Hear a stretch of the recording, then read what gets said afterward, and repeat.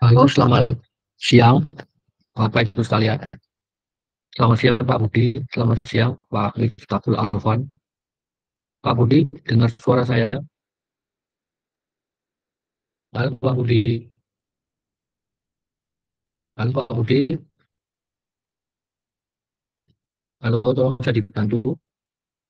Sudah ya, terima kasih. Pada siang ini, saya akan sharing informasi mengenai IPO ya. Selamat bergabung kepada acara IPO Hunter ya. Pada siang ini saya akan membahas dua emiten. Ya. Yang pertama adalah, sebentar, ya. Yang pertama adalah emiten yang bernama PT Global Sukses Digital (TBK) dengan kode saham DUSS. Ya. Sektornya adalah consumer cyclical. Yang kedua adalah PT Esta Indonesia (TBK) dengan kode NEST, termasuk dalam sektor consumer non cyclical. Kita mulai emiten yang pertama ya. Pak Budi, sudah kelihatan share-nya PT Global Sukses Digital? Tolong dibantu Pak Budi ditanggapi. Bisa dijawab lewat WA Pak Budi. Halo Pak Budi, bisa lihat screen saya? Terima kasih Pak Budi. Ya, kita mulai ya Bapak Ibu sekalian.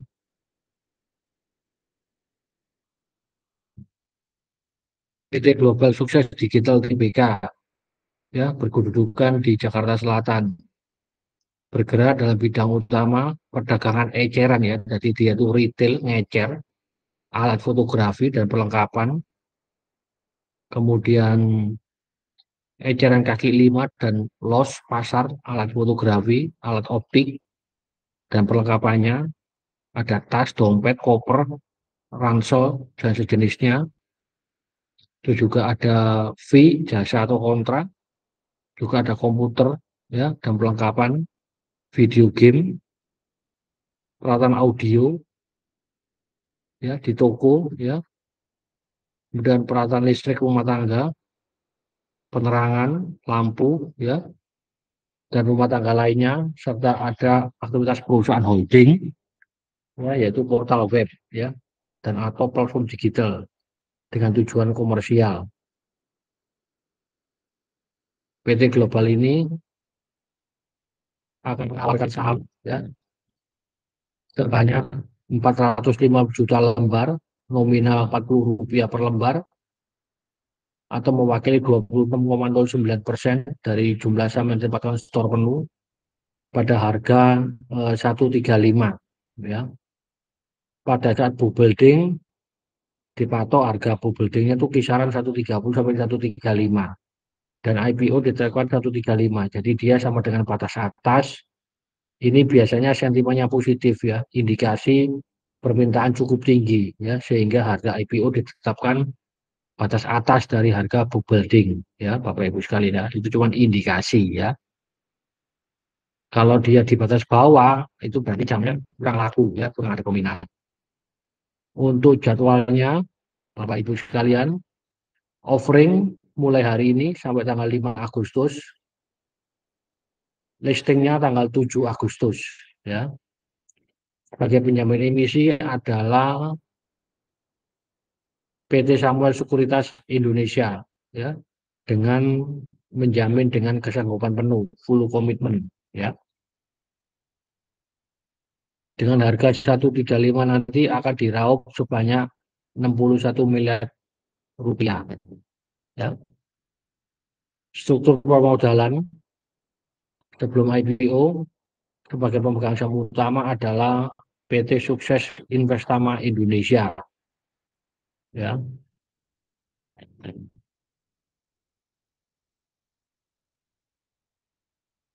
Pembatasan atas saham Perseroan, ya, pemegang saham utama Perseroan yaitu PT Sukses Investama Indonesia, Bapak Tahir Matulatan, Manjit Kisin Punjabi, ya, menyatakan tidak akan mengalihkan, ya, baik seluruh atau sebagian sahamnya, ya, selama 8 bulan sejak pernyataan pendaftaran IPO.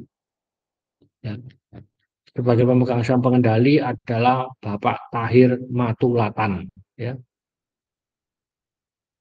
Penggunaan dana Bapak Ibu sekalian 27% untuk capek, ya, untuk belanja modal, ya, seperti biaya sewa gerai, pembukaan gerai baru, ekspansi dan renovasi gerai yang lama, ya.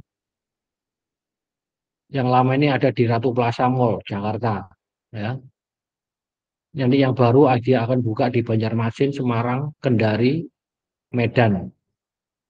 Sedangkan 73% untuk modal kerja. Jadi ini penggunaan dana cukup sehat, ya, tidak ada yang untuk bayar utang, ya. Perusahaan ini didirikan tahun 2013, ya, berarti umurnya kurang lebih 10 tahunan, ya, 10 tahunan. Kemudian dari berbagai produk yang ditawarkan, ya, produk utama Persero itu adalah kamera, ya, kamera, ya.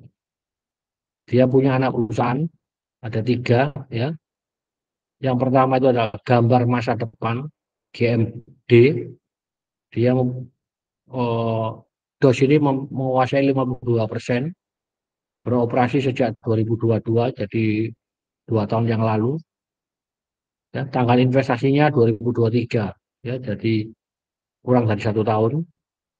Kemudian anak perusahaan yang kedua, Kreasi Imaji Integrasi, DOS punya 51%, jadi konsolidasi. Penyertaan 2023 semua, ya, jadi kurang lebih setahun. Kemudian PT Distribusi Selalu Sukses, ya, memiliki 99,9%, beroperasi sejak Maret 2024. Jadi ini baru saja beroperasi, ya. Jadi untuk PT Gambar Masa Depan ini dia itu menyediakan sarana prasarana studio XR, ya, termasuk virtual background, ya. Yang kreasi ini membuat film konten, film animasi, ya. Sumber daya manusia, ya, total karyawan yang dipunyai per akhir Januari 2024 113 orang, kontrak 64 orang, tetap 49 orang, ya. Jadi yang kontrak lebih banyak daripada yang tetap, ya. Ini kurang begitu stabil nanti, ya. Staf 41 orang dari 49, ya. Ini angka tetap, ya. Jadi posisi sebagai staf. Kemudian 41 orang dari 49 itu lulusan SMA, Bapak Ibu sekalian, ya. Jadi ini kalau menurut saya ini kurang begitu bagus, ya. Jadi rata-rata karyawannya lulusan SMA dan sederajat, ya. 41 orang dari 49 orang, ya.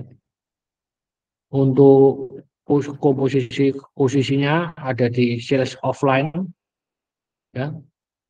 Sales offline jadi seperti penjaga toko, ya, bagian marketing 17 orang dan gudang 14 orang. Ya, ini adalah apa tuh bagian yang paling banyak karyawannya, ya. Anak perusahaan karyawan tetap 6 orang, ya.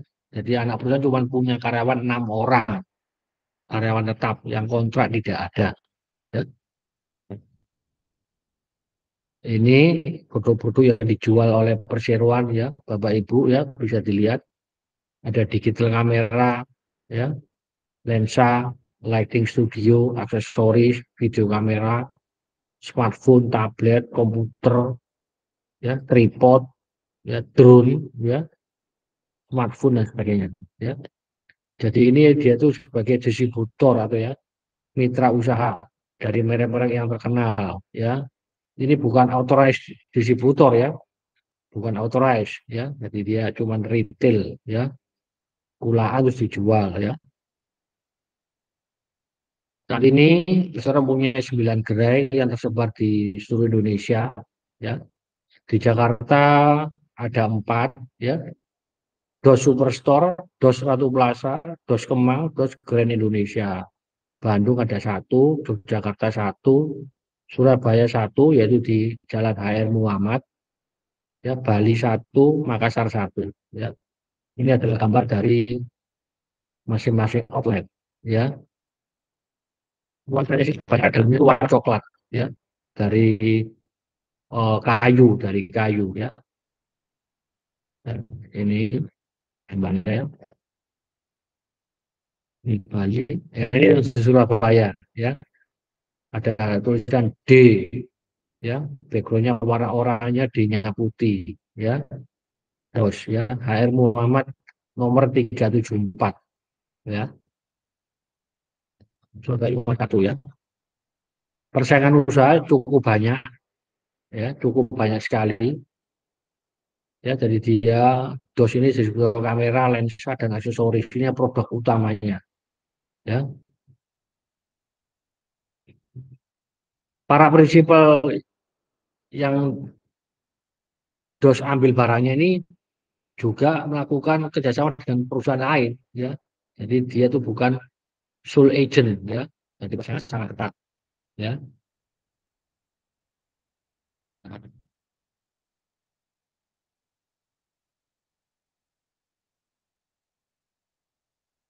Kemudian di perusahaan ini nggak banyak cerita ya, nggak banyak cerita tentang bisnisnya ya, nggak banyak cerita. Bapak Tahir Matulatan sebagai pendali ya, dia salah satu founder dari PT ini ya. Tahir Matulatan ya, ya. Komisaris Ibu Emilda Gunawan ini adalah istri dari Pak Tahir ya. Ini komisaris independen ya. Nah, ini adalah Bapak Tahir Matulatan, umur 42 tahun ya, lulusan SMA ya. Dia mulai kerja tahun 2003 sebagai sales manager ya. 2008 langsung mendirikan perusahaan sendiri sebagai komisaris ya, dan perusahaan yang lain ya. Jadi direktur utama, komisaris utama, suami istri. Ya, ada direktur lagi satu, umur 62 tahun, ya cukup tua, Bapak Edi Yulianto. Ya, Edi Yulianto. Pak Edi Yulianto ini nggak ada hubungan keluarga, ya, nggak ada hubungan keluarga, dia independen. Ya, Pak Edi ini direktur keuangan ya, backgroundnya accounting, finance, ya. Ya, jadi ini pendapatan utama berasal dari penjualan kamera, lensa, dan aksesoris. Ya, tas dompet itu hanya sebagai sampingan saja. Ya, omset cukup cukup besar ya. Tahun 2003 omsetnya sudah 600 miliar. Ya, beban utama yang paling banyak itu di beban gaji dan tunjangan. Ya, hampir 40% dari total beban biaya umum dan administrasi. Ya. Pendapatan lain, pendapatan sewa, ya sewa kok ya seperti yang tadi itu background itu ya, virtual itu masuk jasa juga sewa. Laporan laba ya. Jadi total asetnya perusahaan ini per akhir 2023 itu 160 miliar rupiah ya. Jadi bukan perusahaan yang besar ya, dia condong skala kecil menengah ya. Aset tetap cuma 12 miliar Bapak Ibu. Jadi sangat kecil asetnya ya. Aset itu bisa juga dia sewa juga bisa ya. Persediaannya yang banyak ya, 57 miliar ya. piutang juga banyak, ya piutang, jadi dia juga jual kredit ini ya, 60 miliar. Ya kalau dilihat dari perusahaan ini memang aset tetapnya gedung apa itu sangat kecil sekali ya, 13 miliar rupiah dari total aset 163, nggak sampai 10% Bapak Ibu. Ya, utang usaha cukup besar ya, jadi dia pulaan utang, jual juga di kredit ya. Utang usaha 60 miliar rupiah ya, utang usaha. Total utangnya 70 miliar rupiah ya, jadi cukup dominan utang usahanya. Untuk ekuitas 90 miliar rupiah ya. Ya. Laporan keuangan itu kita coba analisa rasio ya, kita analisa rasio untuk menentukan kesehatan atau tidaknya perusahaan ini ya. Lihat di belakang ya. Jadi ini yang saya kasih merah itu sisi negatifnya ya. Ini perusahaan keluarga, karyawannya kebanyakan lulusan SMA ya. Bank kredit itu cukup bervariasi, ada Danamon, BCA, Maybank Indonesia ya. Ini ya. Untuk GPM Bapak Ibu, gross profit margin ya. Berarti omset dikurangi dengan HPP ya, biaya pulaannya dia, karena ini distributor ya, nggak ada produksi, itu cuma 7% Bapak Ibu ya. Jadi sangat buruk, tipis, untungnya itu tipis ya, gross margin cuma 7%, OPM 5%, net profit 5% ya, net profit margin. Ya kalau saya sih single digit semua ya, nggak menguntungkan ini. Buat apa punya perusahaan? Ya kalau cuma marginnya tipis-tipis gini ya. ROE cukup besar, 24% sangat baik ya, karena modalnya tidak begitu besar ya. ROE 24%, laba bersih per akhir 2023 itu 24 miliar. Ekuitasnya 90 miliar ya. Kemudian untuk DER, rasio utang 81%, sangat baik di bawah 100 ya. Untuk rasio coverage utang 0, jadi sangat buruk ya. Saya maunya double digit ya. Ini DSCR-nya 0,47 kali. Jadi sangat buruk. ICR cover bunga utang pinjaman itu sangat baik, 31 kali. Ya, dari rasio-rasio ini semua saya bisa ambil kesimpulan fundamentalnya itu moderat. Memang ada plus minusnya ya. Cuma dari itu semua saya simpulkan moderat ya, moderat. Ditanya itu valuasi Bapak Ibu ya, laba bersih tahun 2024 saya perkirakan 30 miliar rupiah ya. Naik 6 miliar rupiah dari tahun 2023 ya. Sehingga ketemu EPS-nya 17 rupiah. Dengan harga 135 ketemu PI-nya 8 kali, jadi di bawah 10 ya, cukup wajar lah ya, nggak murah nggak mahal ya, dengan kondisi fundamental yang moderat. Untuk book value-nya setelah IPO ketemu 8.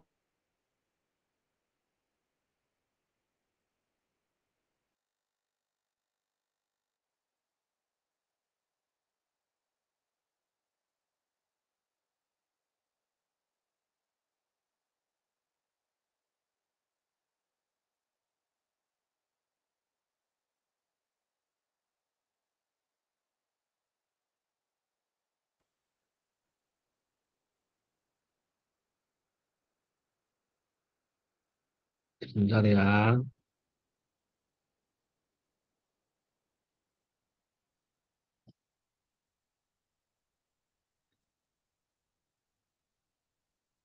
Pak Budi,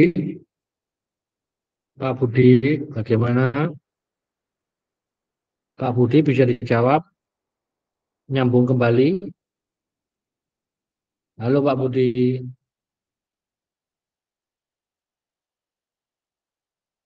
ya jadi ini valuasi wajar, jadi saya rekomendasi spekulasi beli saham ini, ya spekulasi beli.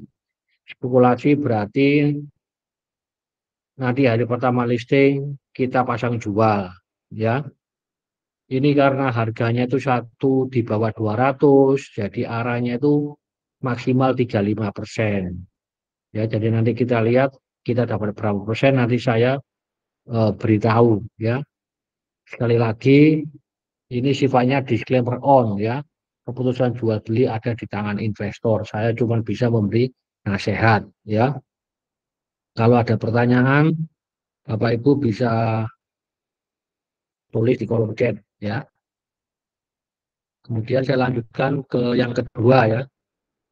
Ini PT Esta Indonesia, ya. Kodenya NEST, ya.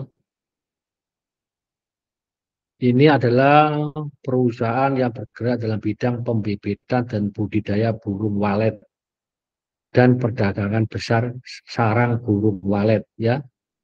Domisili kedudukan di Semarang, ya, Bapak Ibu, di Semarang, ya.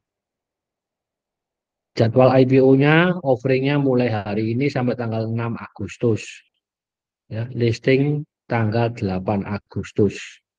Sebagai penjamin emisi utama adalah KGI Sekuritas Indonesia.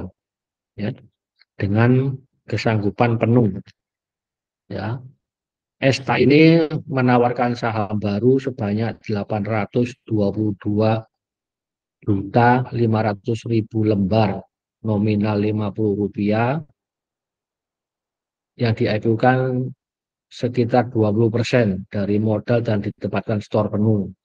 Harganya Rp200, ya. Kalau kita bandingkan dengan harga yang building itu kan 160 sampai 200. Harga IPO ditetapkan batas atas, ya, sama seperti yang tadi. Jadi kelihatannya saham ini diminati, ya. Jadi sentimennya positif, ya. Dana IPO yang diraup itu sekitar 165 miliar rupiah, ya, belum dipotong biaya emisi, ya. Biasanya sekitar 4%, ya. Sebagai pemegang saham utama adalah Bapak Anton Siswanto Ho, ya. Ini adalah pemegang saham pengendali dan founder, ya. Sebentar. Ini juga ada pembatasan saham, ya, seluruh pemegang saham sebelum yang punya sebelum IPO ada lock up 8 bulan setelah IPO, ya. Dan Bapak Anton Siswanto juga menyatakan tidak akan melepas kendali atas perusahaan ini sekurang-kurangnya 1 tahun sejak IPO. Ya. Ini sifatnya umum, semua IPO ada seperti itu pembatasan, ya.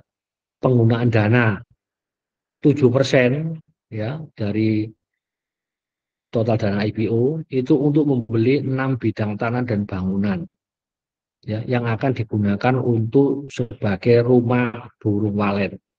Lokasi di Poso, Sulawesi Tengah. 6 bidang tanah dan bangunan ini dimiliki oleh Bapak Anton Siswanto, Direktur Utama Perseroan. Jadi ini merupakan transaksi afiliasi. Ya, ini sentimennya kurang bagus karena orang curiga ada markup, ya. Harga jualnya nanti kesepakati 12 miliar rupiah, ya. Sertifikat SHM, ya, di Poso, ya.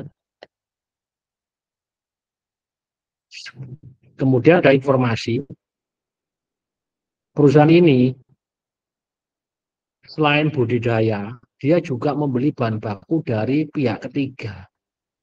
Ya, ternyata Bapak Ibu dia membeli dari pihak ketiga itu 99% bahan baku. Ya, ini aneh sekali dan yang berasal dari panen rumah walet sendiri itu hanya 1%. Ya, bayangkan, ya, dia kulaan beli bahan baku dari orang lain, ya, terus dicuci, ya, bersih, dipakai, dijual, ekspor, ya, dia kebanyakan dijual ke ekspor ke Cina, ya. Jadi ini dia membeli bahan baku 99% dari orang lain itu sisi negatif nggak bagus, ya. Coba kita lihat nanti apa nanti dampaknya. Ya, saya pikir pertama kali itu dia punya sarang burung walet sendiri, ya toh. Kemudian dicuci bersih, dipakai dan dijual. Ternyata dia itu beli dari orang lain bahan bakunya itu. Ya, kemudian yang lain 19% ini untuk penyertaan ke anak perusahaan.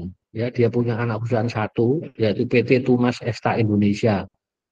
Ya, nanti ini diberikan 6 bidang tanah dan bangunan, ya, yang akan digunakan sebagai kantor operasional dan pabrik. Ini lokasi ada di Demak, Jawa Tengah. Ya, pembangunan ini kantor dan pabrik mungkin akan selesai dan beroperasi secara komersil tahun 2026. Jadi 2 tahun lagi. Ya, yang punya tanah dan bangunan ini Bapak Anton Siswanto lagi. Ya, jadi ini merupakan transaksi afiliasi. Saya highlight warna merah. Ya, ini sisi negatif. Ya, selebihnya dan IPO itu digunakan untuk modal kerja. Ya, yang tanah dan bangunan di Demak ini harganya 30 miliar rupiah. Ya, ya sisanya untuk modal kerja. Ya, jadi dari sini yang saya tidak suka adalah transaksi afiliasi. Kemudian bahan baku sebagian besar hampir 100% dibeli dari pihak ketiga. Ya. Padahal dia itu punya rumah walet. Aneh ya. Dia itu punya rumah walet 9 dia itu saat ini. Tapi loh kok belinya kok dari pihak ketiga kok banyak sekali, hampir 100%. Ya jangan-jangan dia itu gagal panen semua atau nggak ada isinya. Ya. Ini yang menjadi pertanyaan saya ini. Ya. Ini Bapak Anton Siswanto ya. Ini didirikan tahun 2000 ya. Jadi umurnya kurang lebih 24 tahunan ya. Perusahaan itu mestinya pengalaman cukup banyak ya. Ya, ini didirikan oleh keluarga Ho semua ya. Mungkin adik kakak ini ya. Ini anak perusahaannya ya, TIE itu belum beroperasi Bapak Ibu ya. Didirikan tahun 2024 ya, tahun ini belum operasi ya. Bergerak di bidang perdagangan besar, hasil pertanian dan hewan dan pembibitan budidaya burung walet. Ini belum beroperasi ya. Ini karyawannya ya 100 orang ya, sebagian besar ada 2 pos S1 34 orang dan SMA 47 orang. Ya. Karyawan tetap 88 orang ya, cukup stabil ya, yang kontrak cuma 12 orang. Ya, untuk stafnya yang paling banyak sekali hampir 90 orang staf ya dari 100 orang. Ya, ini padat model ini. Apa padat karya perusahaan ini ya, padat karya dari segi bagian divisi produksi 25 orang, 25%, HRD dan umum 34%, 34 orang ya dari 100. Ya, jadi perusahaan ini termasuk eksportir ya ke Cina ya. Jadi lokasi di Semarang ya, dia bisa punya izin ekspor ke negara lain selain Cina ya, seperti Australia, Jepang, Hong Kong, Amerika dan Singapura. Ya, cuma saat ini di Cina ke Cina ya. Saat ini Perseroan telah memiliki 9 rumah burung walet sendiri. Ya. Nah, ini adalah gambarnya Bapak Ibu sekalian. Ya, kebanyakan di Sulawesi ya, Donggala itu gambarnya ya, rumahnya tinggi-tinggi ya. Tapi aneh itu ya, bahan baku harus 100% dibeli dari pihak ketiga. Nah, ini ya, Bapak Ibu, ini gambar dari sarang burung yang dijual ya, berbagai jenis, ada yang mangkok oval ya, ini berdasarkan besar kecilnya ukuran ya, warnet ya, lembaran ya, persaingan cukup banyak ya, Di sini ada 9 perusahaan pesaing yang dihadiri oleh perseroan. Ya. Perseroan nomor 3, yang merupakan perusahaan nomor 3 eksportir ke Cina. Ya, PT Esta Indonesia. Nomor 1 itu PT Anugrah Citra Wallet Indonesia, yang kedua PT Anugrah Wallet Jaya. Ya, ya, dari posisi ketiga eksportir ke Cina. Ya. Nah, dia punya logo. Ya. Nah, ini juga yang masih pertanyaan saya, dan saya juga ya bertanya tapi belum dijawab oleh emiten. PT NAS ini melakukan investasi saham. Ya. Sahamnya itu memang saham perusahaan sarang burung, ya, di Cina, ya, tercatat di Bursa Efek Hong Kong. Namanya itu Xiamen Yan Palace Bird Nest Indonesia Industry Co Limited. Ya, ini dia beli itu nilainya sekitar 47 miliar rupiah, cukup signifikan. Ya, ini saya closing dari Yahoo, kode sahamnya itu 1497.HK. Ya, dia tercatat di Bursa Hong Kong tuh 12 Desember 2023. Jadi masih nggak sampai setahun, ya. Tapi harganya sangat bagus. Nah, cuma saya belum dapat kabar dia beli kapan, ya. Ya ini, ya. Akhir-akhir bulan Juli ini sahamnya naik, ya, dari level 8.000 ke sekarang 14.000, ya. Nanti dia mungkin dapat ini. Kalau dijual dapat untung, kalau nggak dijual ya belum dapat untung, ya. Cuman apakah ada kesepakatan bisnis nggak dengan Xiamen ini, ya? Saya takutnya dia itu yang pembeli sarang burung dari Nes ini, ya, ya.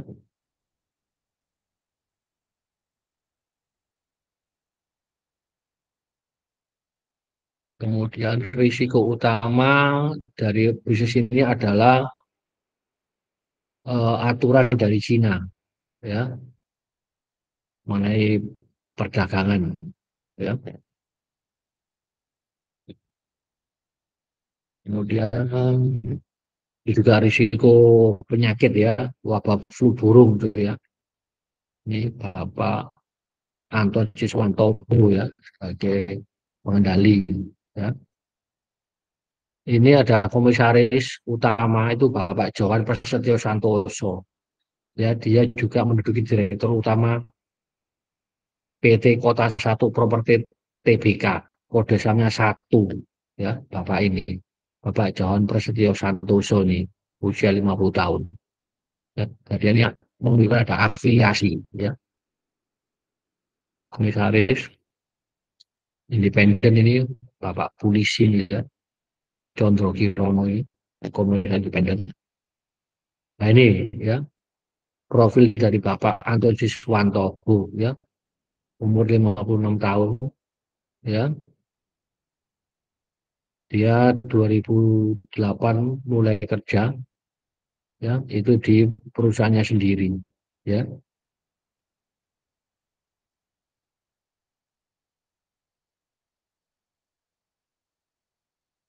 Hubungan keluarga ini berarti komisaris PT NES ini adalah istrinya dari Bapak Anton Siswanto, ya, ya, Owi Weni Kusumawati, ya. Direktur dari NES ini juga pernah kerja di Satu dan Poli kode sahamnya, ya, ya. Penjualan perseroan sarang burung walet, ya.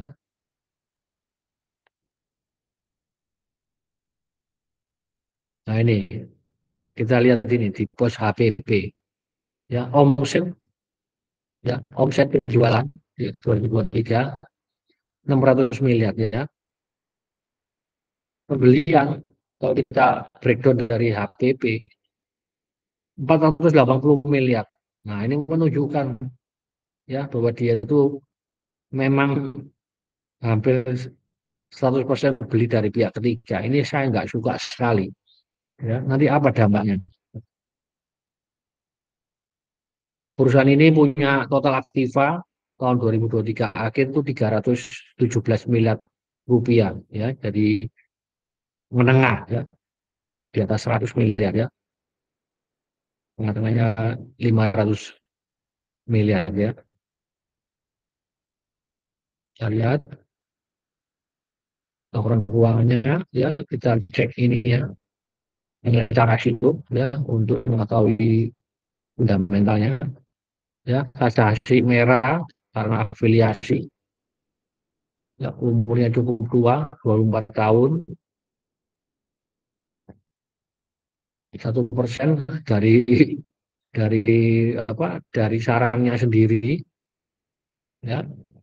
Untuk GPM 9% Bapak Ibu, single digit ya. Ya ini dampaknya ini. Coba kalau dia bahan bakunya nggak beli dari orang lain, pasti bisa double digit ini ya. Ini karena dia beli dari orang lain, sehingga gross profitnya loh cuma 9% ya. OPM 6%, NPM 4%, ROE baik 14% ya, lebih tinggi dari inflasi plus deposito ya. Inflasi 3%, deposito 4%, 7%, ini bisa 14%, bagus. DER-nya juga bagus ya, 68%, di bawah 100%. DSCR, rasio cover utang 1 kali ya, saya maunya double digit ya, jadi buruk.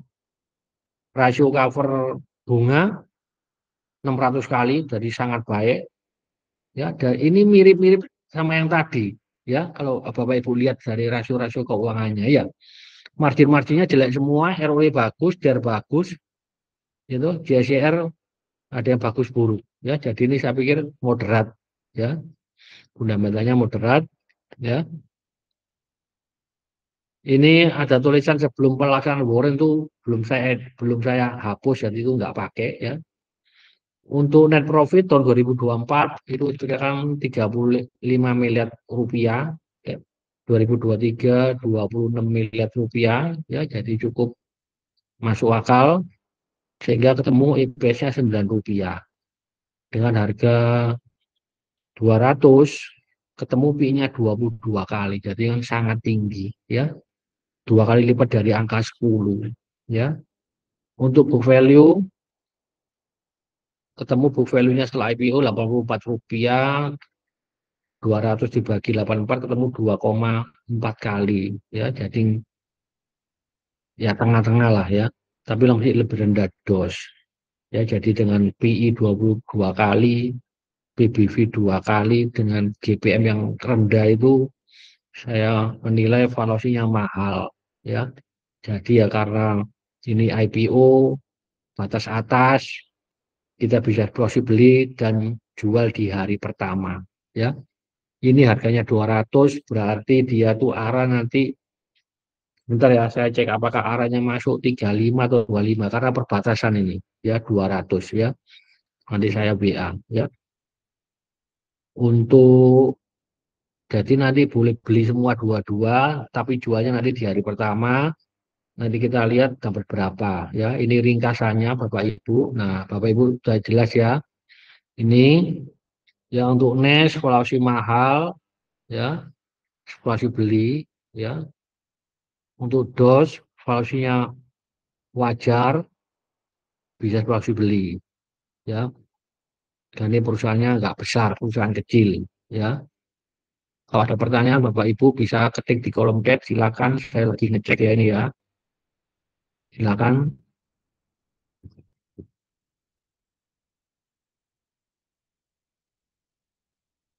Bila ada pertanyaan Bapak Ibu, jangan sungkan untuk bertanya ya sebelum saya akhiri. Kalau mau langsung bicara boleh, kalau mau bicara boleh Bapak Ibu.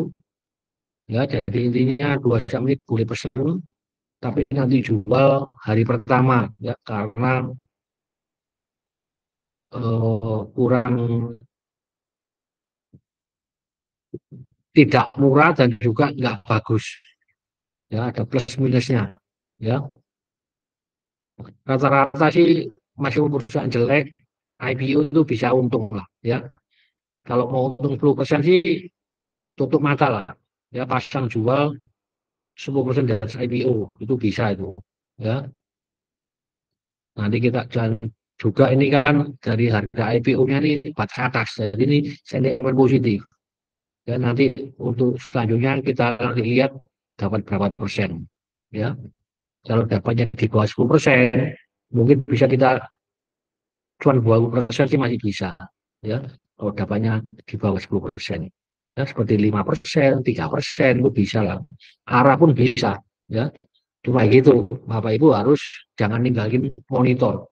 Ya, paling cuma dilihat 1 jam lah sampai jam 10. Ya, ada pertanyaan Bapak Ibu? Kalau tidak ada, saya akhiri ya Bapak Ibu sekalian ya. Terima kasih ya atas partisipasinya dan saya minta maaf ya kalau ada kata-kata yang kurang berkenan. Ya, salam sehat selalu. Ya, Tuhan memberkati kita semua. Ya, jangan sungkan untuk DM saya ya kalau ada yang kurang jelas. Terima kasih. Ya, saya izin live ya. Selamat siang.